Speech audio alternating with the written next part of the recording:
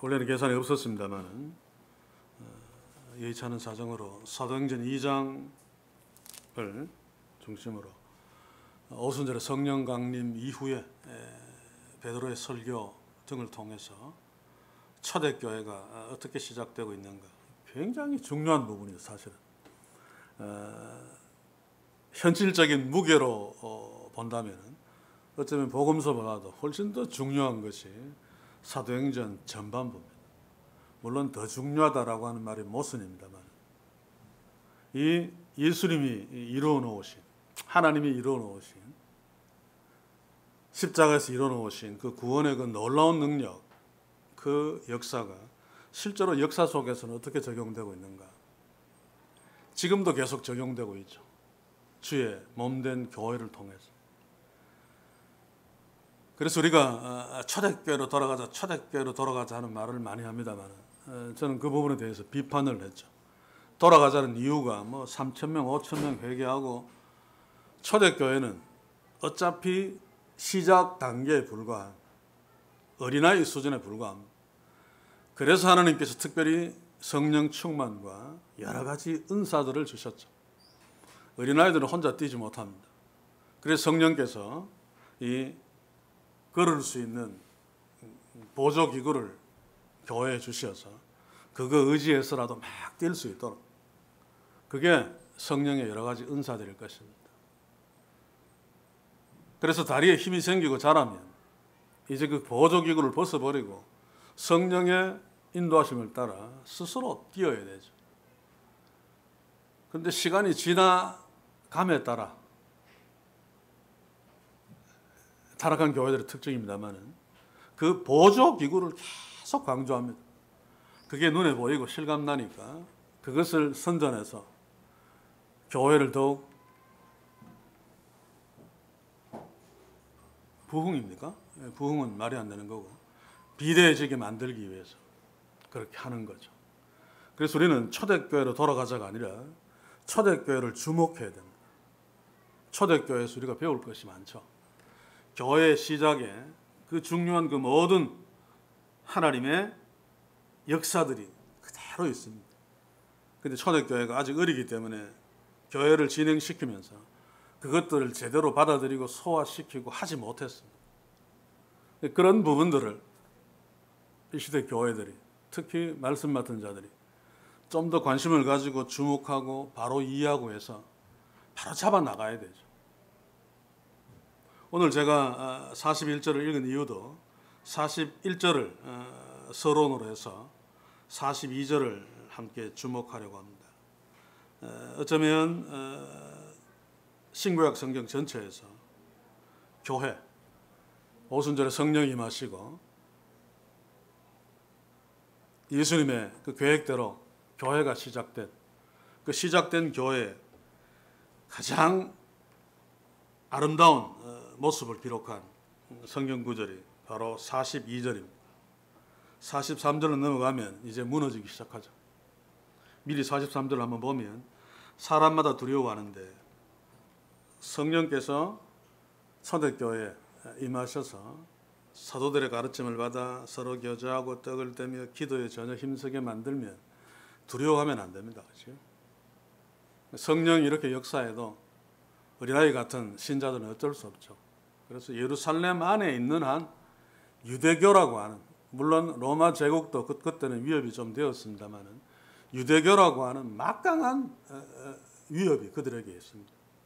그래서 예루살렘 안에서 유대교가 이단으로 죽여버린 그 예수를 믿으며 예수를 예배하고 사는 것이 얼마나 불안하겠습니까?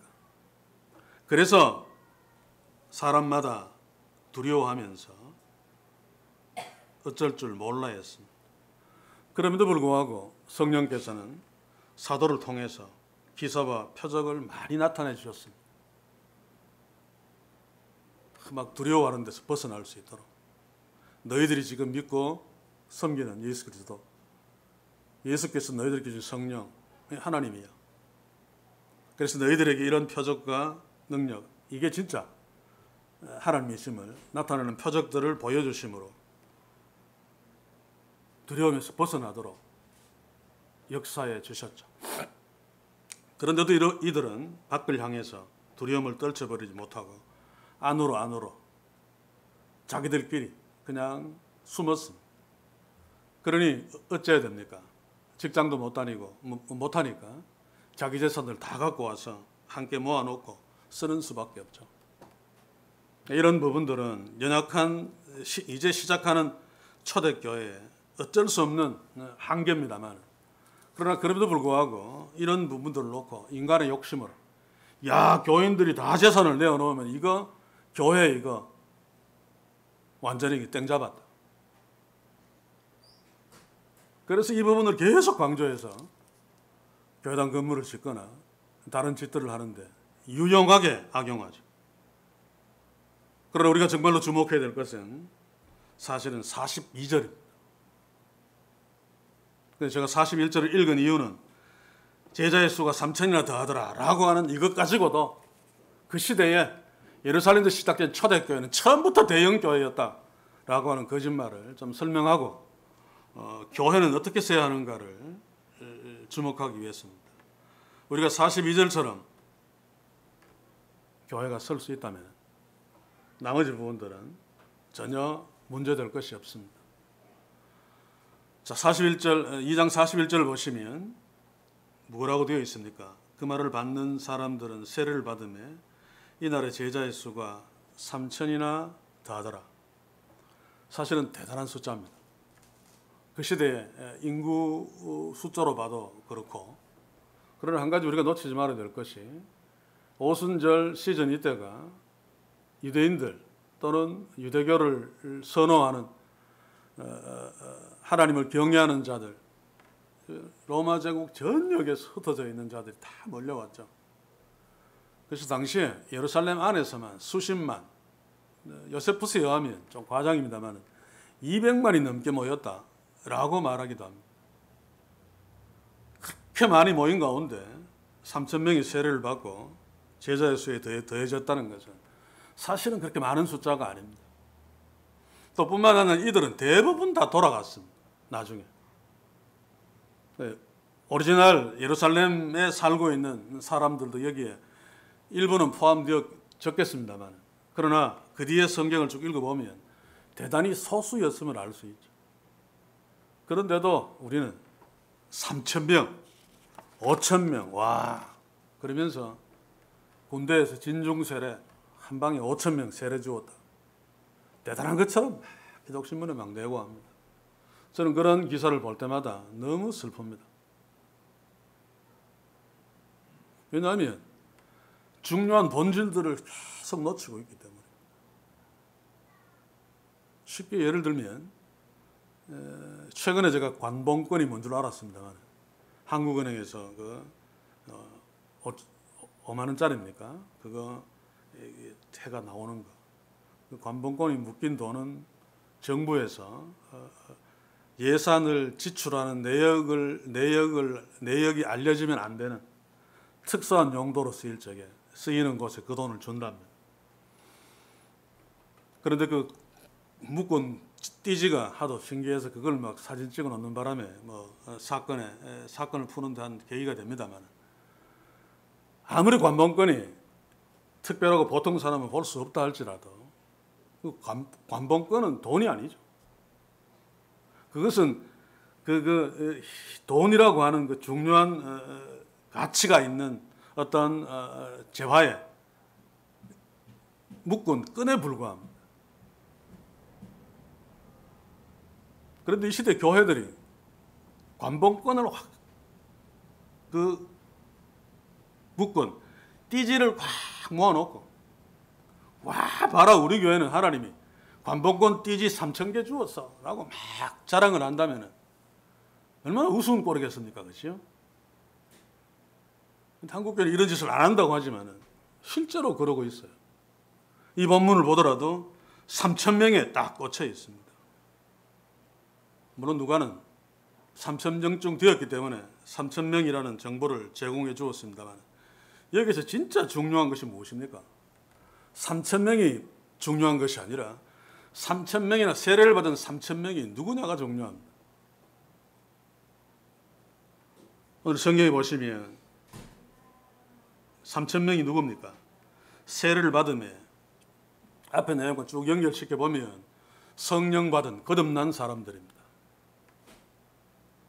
이 거듭난 사람들, 세례 받은 사람들이 3,000명이나 되었다라고 하는 거죠.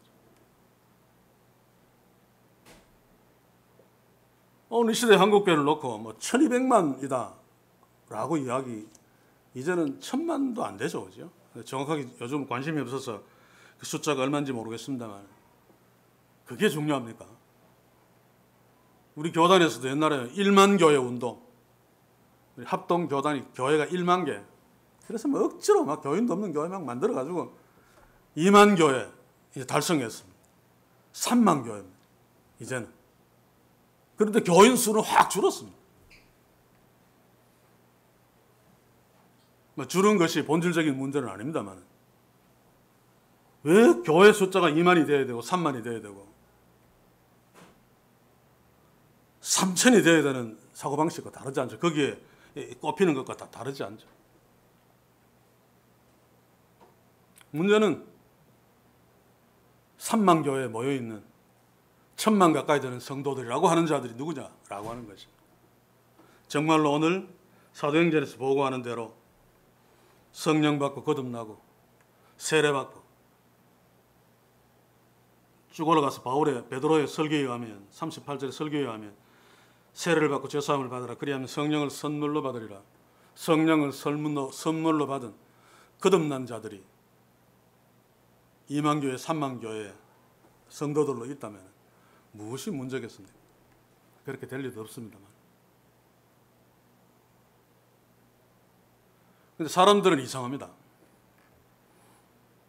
분명히 본질이 중요한 것을 알면서도 그것이 자격이 없으면 그래도 자기를 드러내야 되기 때문에 본질 아닌 것을 막 위장해서 본질보다 더 중요한 것으로 만들어서 광고하고 자랑하면서 자기를 드러내기 시작합니다. 그래서 한국교회가 언제부터 숫자 노름을 하는데 빠져버렸죠. 헌금 얼마 하느냐, 선교사를 몇 명 보내느냐, 한국에 목사님들이 몇 명이나 되는데 우리 교회는 변호사들이 400명이 넘는다. 저는 이해가 잘 안 갑니다만 실제로 그런 교회들이 여럿 있습니다. 자, 그런데 보십시오. 로마 제국 당시에 오순절에 성령이 임하고 초대교회가 시작되고 로마 제국이 200년이 채 되지 않아서 지중해 연안에 있는 로마 제국이 복음으로 무너집니다만, 이때 유대교와 기독교를 비교해보면 유대교는 굉장히 많았습니다. 로마 제국이 인정해주는 종교였기 때문에 각지에 흩어져서 유대인들은 성인 가정 10가정만 되면 하여간 회당을 만들어서 거기서 유대교를 전파하고 또 전도도, 성경에는 개신교, 초대교회 그 복음 전하는 것만 나옵니다만 복음 몇 명 전합니까? 물론 생략된 것도 있겠습니다만 기껏해야 바울, 실라, 바나바 몇 명 되지 않습니다. 그런데 유대교는 전도가 그들의 굉장히 중요한 덕목입니다. 물론 예수님이 유대교의 전도를 놓고 비난하셨습니다만 너희들은 산도 넘고 물도 건너 그렇게 전도하는 데 열심을 내는데 지역 백성만 다 한다.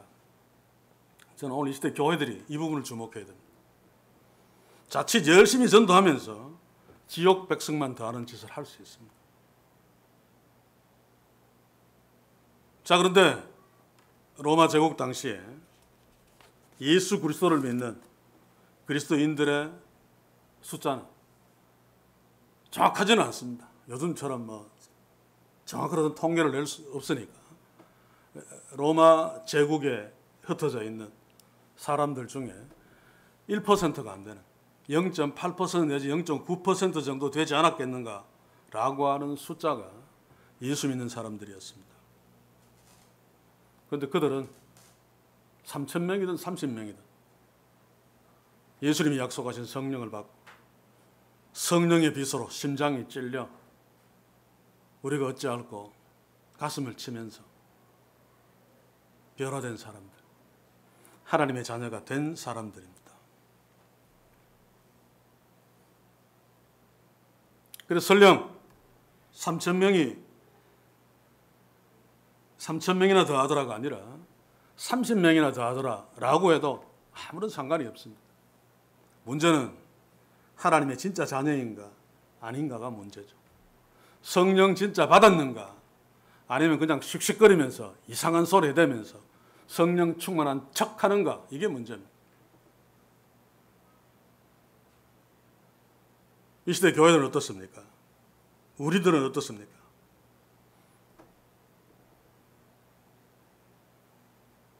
정말 우리는 하나님의 자녀인가? 오늘 41절에 기록된 이날의 제자의 수가 3,000이나 더하더라. 여기에 우리가 포함되어지는가? 이 부분은 사실은 날마다 질문해야 됩니다. 말씀을 나눌 때마다 어떤 형식으로든 질문해야 됩니다. 사실은.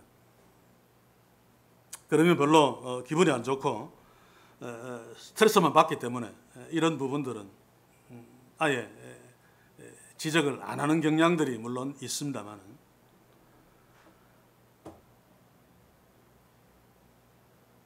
오늘 시대에 소위 부흥하는 교회들을 한번 봅시다. 3,000명이나 더 하더라. 교회 개척한 지 2, 3년 만에 3,000명 모였다.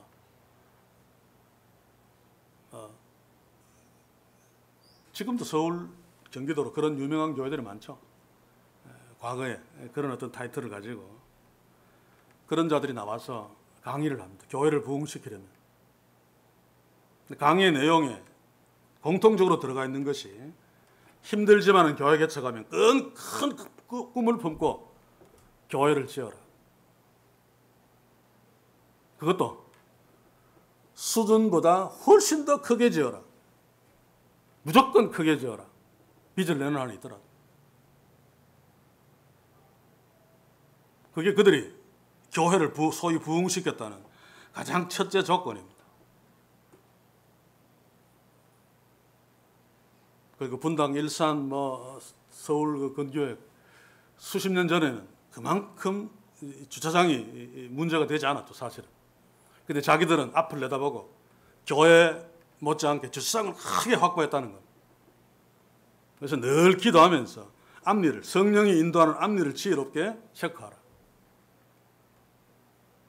또 경우에 따라서 어떤 사람들은 시장통 안에 개척해라. 그런 이야기도 하고. 지금 이게 뭡니까? 성경 이야기는 복음하고는 아무 상관없습니다. 그리고 궁극적으로는 뭡니까? 불신자들이 좋아하는 교회를 만들라. 저는 이게 가장 처참합니다. 그러면 누가 많이 모이겠습니까? 불신자들이 많이 모이겠죠. 그죠? 한국교회 불신자들이 좋아하는 교회를 만들라. 불신자들이 많이 모여 있습니다. 비숑이 좋아하는 교회를 만들라 그러면 비숑이 많이 모이겠죠. 자기들이 좋아하는 교회니까. 이게 뭡니까? 불신자들이 좋아하는 교회를 만들라. 이게 다 3,000명이나 더 하더라 해서 3,000명에만 꽂힌 한국교회의 비극적인 모습들입니다. 그래서 이 상태로는, 이 시각으로는, 이 가치관으로는 한국교회 희망 없습니다. 그냥 그렇게 가는 것입니다. 그래도 희망이 있는 것은 우리가 예레미야서를 큐티합니다만 하나님께서 주님의 몸된 교회를 또 주의 백성들을 그냥 버리지 않습니다. 그렇죠? 항상 깨지는 프로그램을 마련하고는 안 되는, 항상 회복 프로그램을 마련하고 있죠. 저는 벌써 회복 프로그램이 시작되었다고 생각합니다. 문제는 이 시대 대부분의 교회들이 하나님에 의해서 비참하게 깨어졌다는 것을 아직 의식하지 못하기 때문에 그 회복 프로그램이 거의 감추어져 있는 것으로 여겨집니다만, 그래서 저는 오늘 그러면 주께서 피 흘려 죽으시면서 세우신 교회의 모습, 하나님이 원하는 교회의 모습은 어떤 것인가? 오늘 42절에서 저희가 사도의 가르침을 받아 요거 한 부분만 오늘 먼저 주목하기를 원합니다. 아무리 강조도 지나치지 않고 이것 없이는 아무것도 되지 않습니다. 사도들의 가르침을 받아 그 가르침 안에서 서로 교제하고 떡을 떼고 기도하기를 전혀 힘쓰니라. 가르침을 받아가 철저하게 전제되어져야 되죠. 오늘 이 시대 교회들을 보면 서로 교제하면 이거 교회 부흥에 상당한 영향을 끼치니까 교회 안에 막 커피숍 만들고 무슨 뭐 셀 그룹 막 만들어가지고 볼링, 골프 뭐 교제하며라고 하는 데는 막 집중했습니다. 효과가 있으니까. 그런데 사도들의 가르침을 받아 이거 빼먹어 버린 거죠. 사도는 예수님의 권위를 갖고 있는 자입니다. 인간이지만은 신적인 권위를 갖고 있는 자들입니다. 그래서 사도의 터위에 사도들이 성경을 썼잖아요. 그래서 사도의 가르침은 곧 예수님의 가르침이고 하나님의 가르침이며 우리로 친다면 하나님의 말씀인 말씀. 말씀이라고 하는 중요한 기준이 전제되고 그 아래 교회들이 하는 모습들이 있어야지. 그 교회는 어떤 경우에든지 하나님의 말씀 안에서 아래에서 하나 되는 거죠. 저절로. 그런데 가장 중요한 사도의 가르침을 받아가 사라지고 없습니다. 교제 잘하는 교회 많습니다. 떡을 떼며 이거 예배죠. 예배 막 기가 막히게 막 저절로 막 흥분되고 막 감동되고 야, 이 정도 같으면 하나님이 막 기뻐 받으시는 정도가 아니라 막 그래서 막 강단 앞에서도 하나님을 춤추게 하라. 우리들이 하나님 앞에서 춤춰야 되죠. 그런데 그 전능하신 하나님, 거룩하신 하나님을 우리가 막 춤추게 만들자. 이게 뭡니까 이게 그렇죠? 다 사도들의 가르침을 받아서 이게 빠져서 그렇습니다.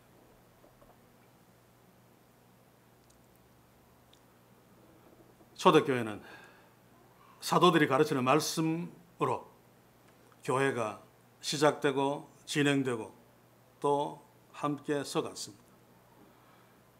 기도하기를 전혀 힘쓰니라. 이것도 사도의 가르침을 받아죠.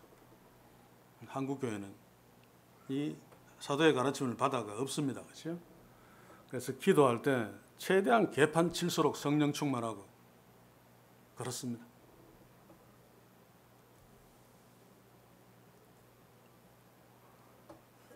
간단하게 생각해도 알 수 있잖아요. 어린 자녀가 어머니한테 뭔가를 구하는데 제일 중요한 것은 마음, 진지한 마음이죠. 그리고 어머니는 들을 수 있으니까 조용한 목소리로 진지하게 나 이거 필요해. 그러지 않아도 어머니는 압니다.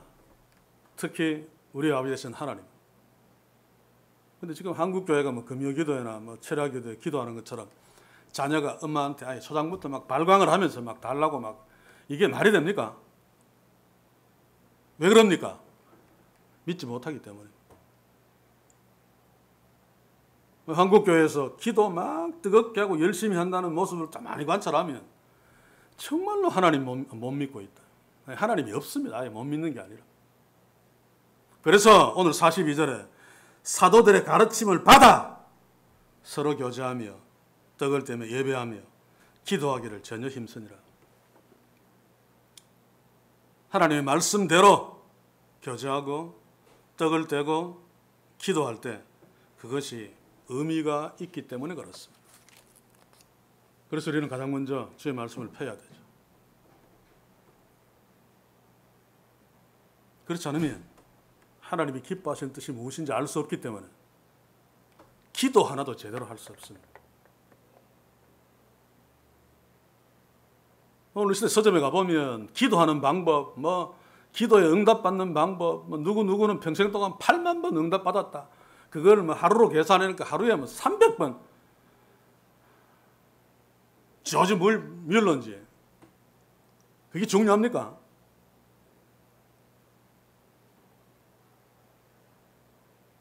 이게 다 본질을 잃어버린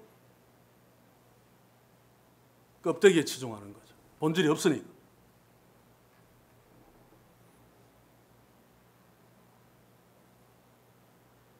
사랑하는 성도 여러분, 사도의 가르침을 받아 하나님의 말씀을 배우는데 집착합시다. 집착. 우리는 상당히 유리한 점도 갖고 있고 불리한 점도 갖고 있습니다. 우리가 읽고 이해할 수 있는 우리 성경으로 우리말로 된 성경을 갖고 있다는 것은 이것은 하나님께 수천 번 수만 번 감사해도 지나치지 않습니다. 얼마나 복된 일인지 모릅니다. 그러나 그럼에도 불구하고 한계가 있죠. 그래서 번역 성경을 갖고 있다 할지라도 바르게 이해하려고 애쓴다면 성령이 원하시는 만큼 결정적인 것들은 실패하지 않도록 바르게 이해하고 깨닫고 가슴에 새기고 감동받을 수 있도록 역사해 주십니다.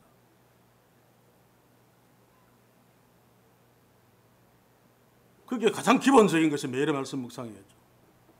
그런데 이것은 시작에 불과합니다. 사실.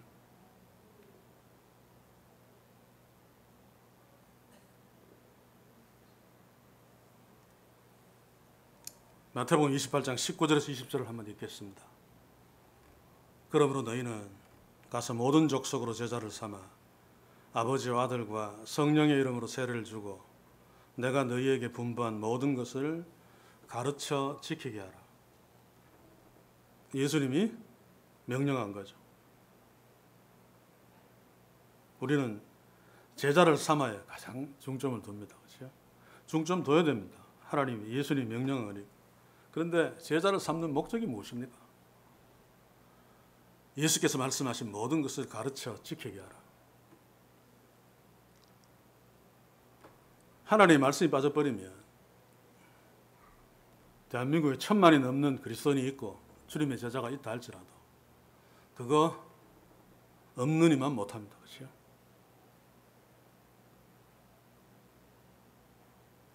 요즘에는 제가 몸과 마음이 참 힘들기 때문에 언제부턴가 제 노트북에 즐겨찾기에 한쪽 구석에 있는 기독교 신문들을 제가 읽지 않습니다.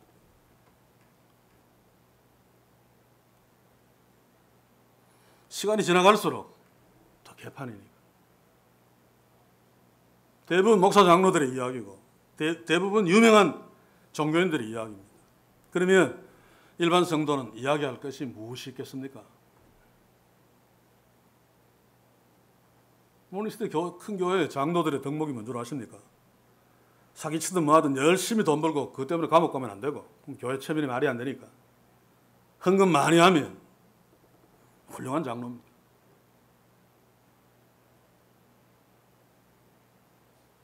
그런데 우리가 이런 가치관에 빠져 있지 않은가를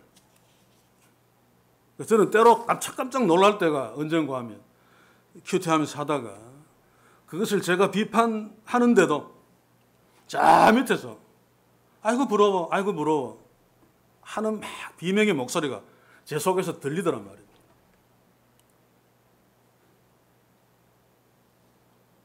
그때 우리가 쓰는 말이 있죠. 같은 값이면 다홍치마. 그런데 이것은 완전히 비과학적인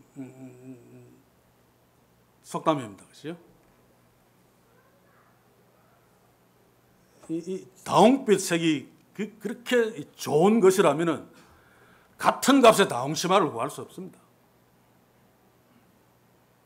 그래도 다홍치마를 선택하는 것을 합리화시키기 위해서 같은 값이면 다홍치마. 조영희 목사의 주장 아닙니까? 그렇죠? 같은 값이면 이왕 예수 믿는 거 건강하게 잘 먹고 잘 살자. 그러면서 계속 구석구석 했던 말이 뭡니까? 예수 잘 믿는데 잘 먹고 잘 살지 못하고 뭔가 못 살고 하면 뭔가 예수 못 믿기 때문이다. 알게 모르게. 그랬습니다.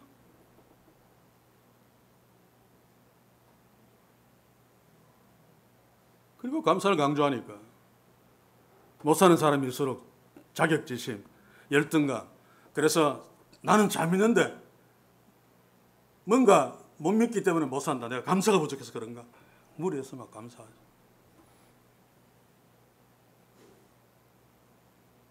헌금 통계를 보면 다는 안 그렇겠습니다만 제가 아는 신구 목사님의 대형교회 보면 중하류층의 헌금이 많다면 더 오히려 물론 1인당 퍼센테이지는 작지만 그 일종의 열등감에서 나오는, 당연하겠죠. 복을 좀 더 받고 싶으니까. 복이 부자 되는 거니까. 좀 무리해서라도 헌금 열심히 해서 복 좀 더 받고 싶어서. 근데 그 모든 것들이 사도들의 가르침을 받아 딱 적용시키면, 아, 이거 사기에 불과하구나 라고 하는 것을 당장 깨달을 수 있습니다.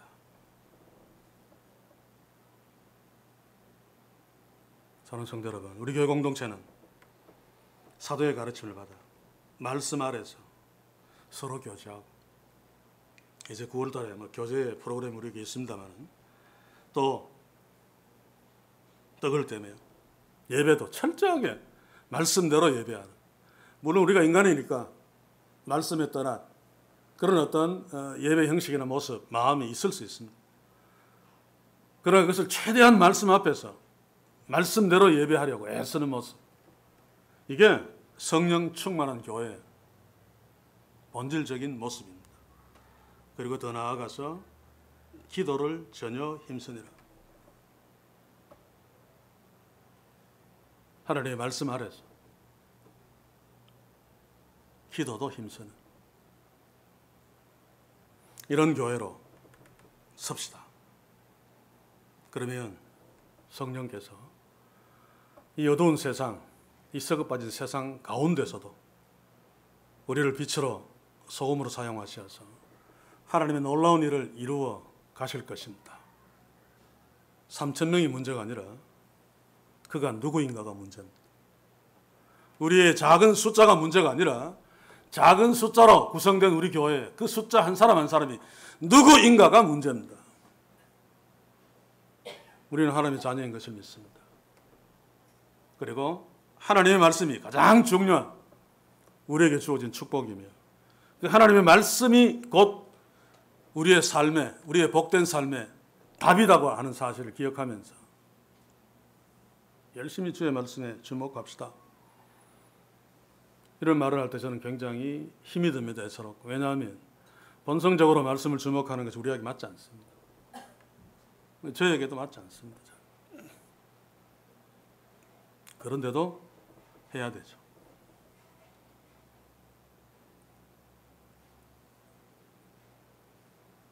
그래서 제가 요즘 정치인들 서울법대, 서울대 그 인간성이 덜 되면 그래도 저는 개인적으로 수시 때문에 많이 흐트러졌습니다. 한 학교에서 전교 몇 등해서 서울대 들어간 사람들 한 부분만큼은 존경해야 된다. 그거 머리 좋다고 되는 것도 아니고 부단히 자기의 욕망을 억누르면서 부단히 공부하면서 노력하지 않으면 서울대 못 들어간다.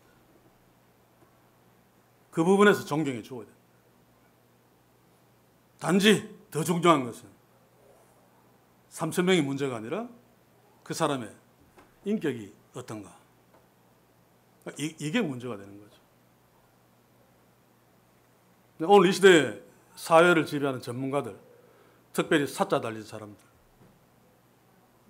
목사도 거기에 살짝 포함되어집니다만, 왜냐하면 목사는 사자 치고는 마음만 먹으면 되는 사자니까 좀 덜합니다만, 대부분 다 인격적으로 문제가 있습니다. 한 전문 분야에 파고들면 다른 것은 별 중요하지 않죠.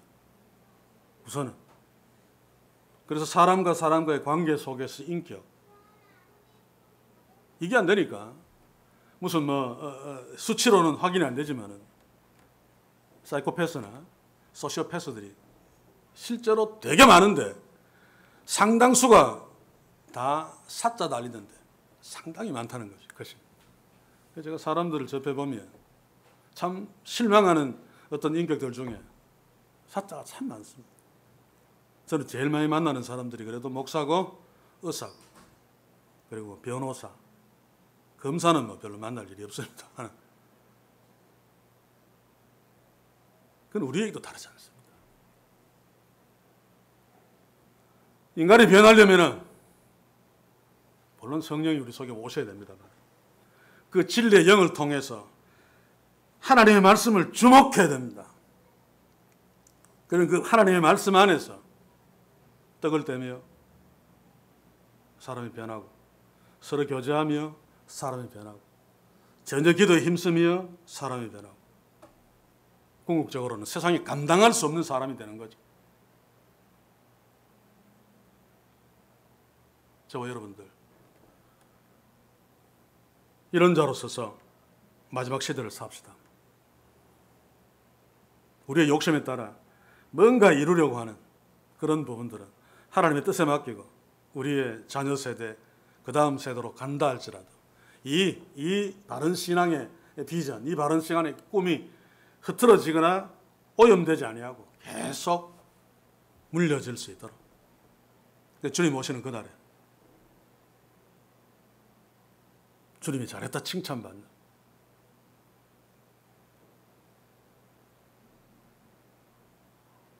가장 멋진 그리스도인의 삶을 살았다고 칭찬받는 그런 복들을 우리 교회 공동체 우리 모두가 사도들의 가르침 앞에,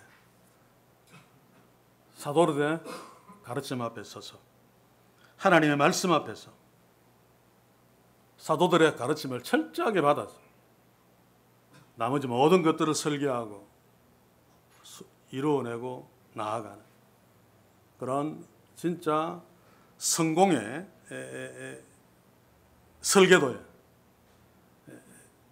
설계도를 갖고 그것으로 성공하는 우리 모두가 될 수 있기를 주의 이름으로 간절히 소원합니다. 기도합시다. 주여, 하나님의 말씀을 펼치면 하나님 우리에게 주신 것들 중에 정말로 중요한 것이 무엇인가를 쉽게 발견해낼 수 있음에도 불구하고 어리석은 인간들이 사탄의 지혜를 사용하여 적절하게 그것을 주물리고 가공하여 수많은 사람들을 속이면서 교회가 이렇게 비정상적으로 비대해지고 말았습니다. 이 정도 늘 강조합니다만 하나님이 창조한 것들 중에 성장을 멈추지 아니하고 계속 자라는 것은 암세포밖에 없음을 압니다.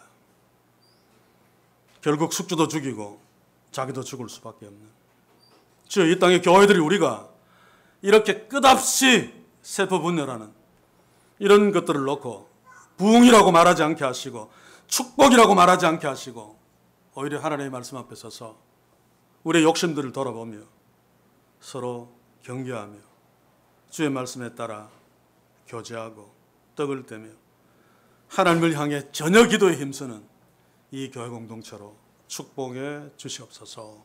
예수님의 이름으로 기도하옵나이다. 아멘.